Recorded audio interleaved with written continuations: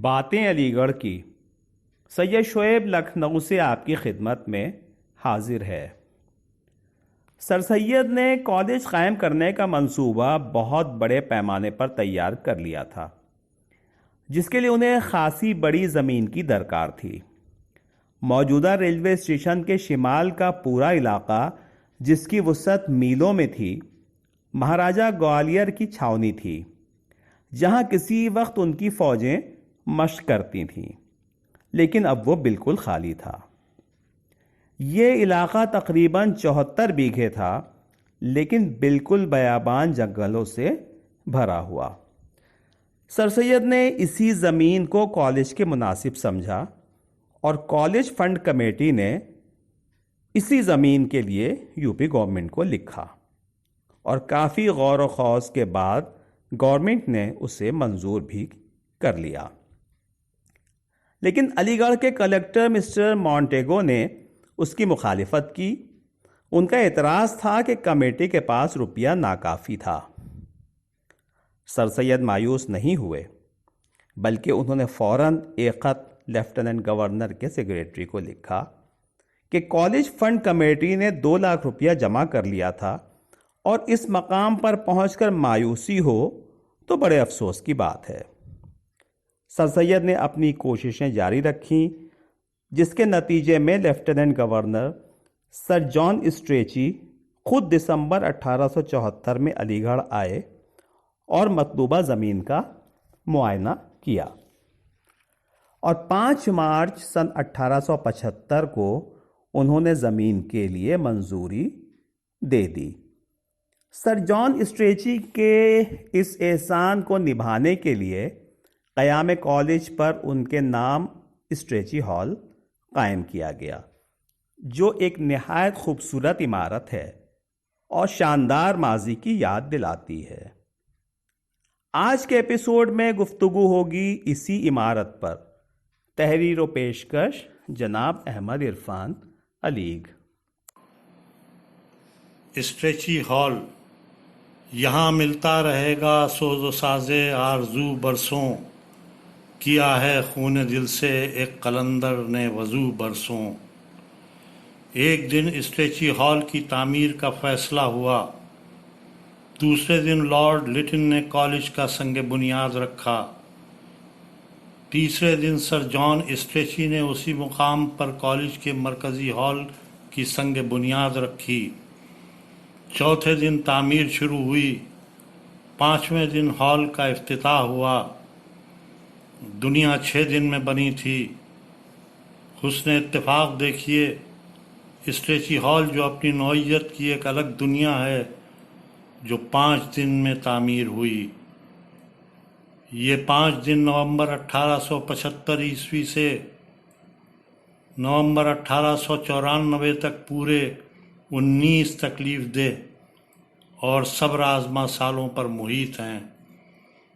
تجربے کار اور معاملہ فہم لوگوں کا فقدان، غیر عملی مشیروں کی بہتات، سرمایہ ضرورت سے کم، معترضین ضرورت سے زیادہ، کفر کے فتوے، خیانت کے الزامات، ٹرسٹی بل کے اختلافات، سب سے زیادہ کام کرنے والے ساتھی کا ساتھ چھوڑ جانا، ایک بیٹے کا انتقال، دوسرے کا ذہنی بگاڑ۔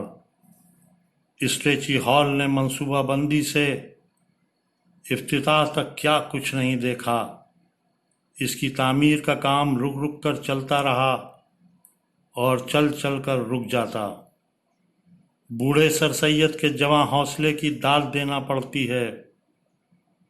کوئی اور ہوتا تو علم جدید اور علم نافع کے فروغ کے اس دل شکن منصوبے کو کبھی کا خیر باد کہہ چکا ہوتا۔ اسٹریچی ہال کی تعمیر میں کئی یادگاری سال آتے ہیں، ان میں سے ایک 1885 عیسوی ہے۔ اسے دوبارہ شروع کرنے کے لیے چندے کی اپیل اس ترغیب سے کی گئی کہ 500 روپے دینے والوں کے نام ہال میں کندہ کرائے جائیں گے۔ یہ ترکیب کارگر ثابت ہوئی۔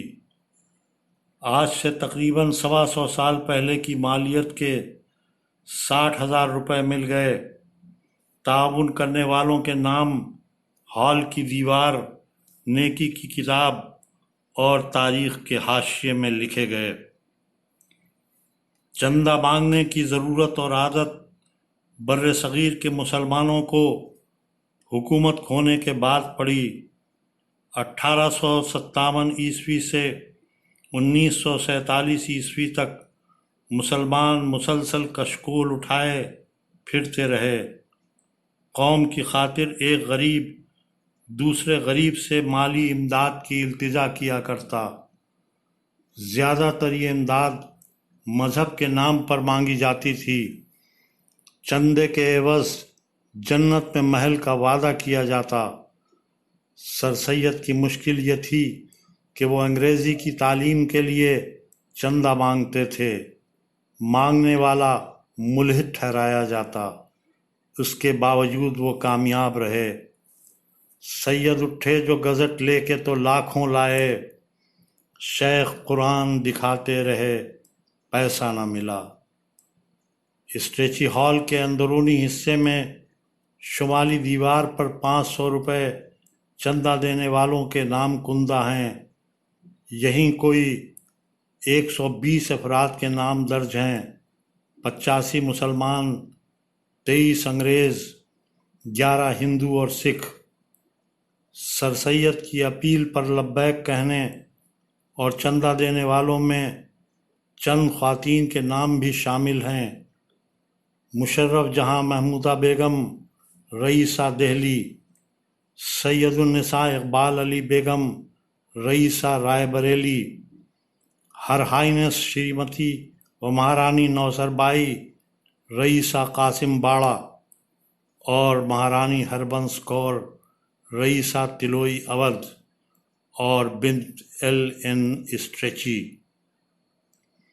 اور بہت سی خواتین نے ہاتھوں کی چوڑیاں اور کانوں کی بالیاں۔ دوسری طرف سے ایک مرد اٹھتا ہے اور اعلان کرتا ہے کہ میں نے اپنی بیٹی کی شادی کے لیے جو رقم جمع کی وہ ساری کے ساری اس قومی کام کے لیے نذر کر رہا ہوں۔ عزائم اور کامرانی کا درمیانی فاصلہ بڑا فریب آزما ہوتا ہے۔ جب پہلی بار سوچیں تو یوں لگتا ہے جیسے آدم ذات کی کیا بساط، یہ کام تو دیو ذات کے بس کا بھی نہیں۔ لیکن جب وہ کام تکمیل کو پہنچ جائے تو ایسا لگتا ہے جیسے یہ بغیر کسی دقت کے یکایک کن فیکون کہنے سے وجود میں آ گیا۔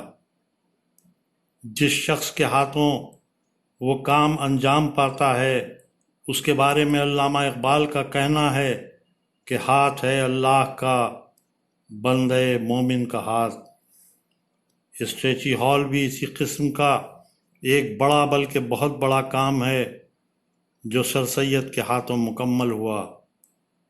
اسٹریچی ہال کی افتتاحی تقریب میں تقریر کرتے ہوئے سر سید نے کہا، جس جگہ ہم لوگ اس وقت جمع ہیں ایک روز وہ اولو العزم نوجوانوں کی بے تاب تمناؤں کا مرکز بنے گا اور یہاں سے علمی سرفرازی کے قافلے روانہ ہوں گے۔ سبکدست کاریگر تھے، نہ تربیت یافتہ انجینئر، اس کے باوجود جو کچھ ان 20 برسوں میں تعمیر کیا گیا وہ اپنی مثال آپ تھا۔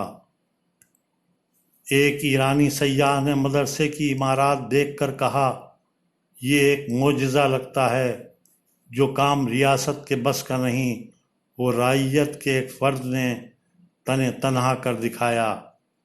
اور ایک انگریز سیاح نے کہا، میں نے کئی ملک دیکھے ہیں لیکن کہیں بھی کیمبرج یا آکسفورڈ کے کالجوں کے نمونے کا کالج سوائے محمدن اورینٹل کالج کے نہیں دیکھا۔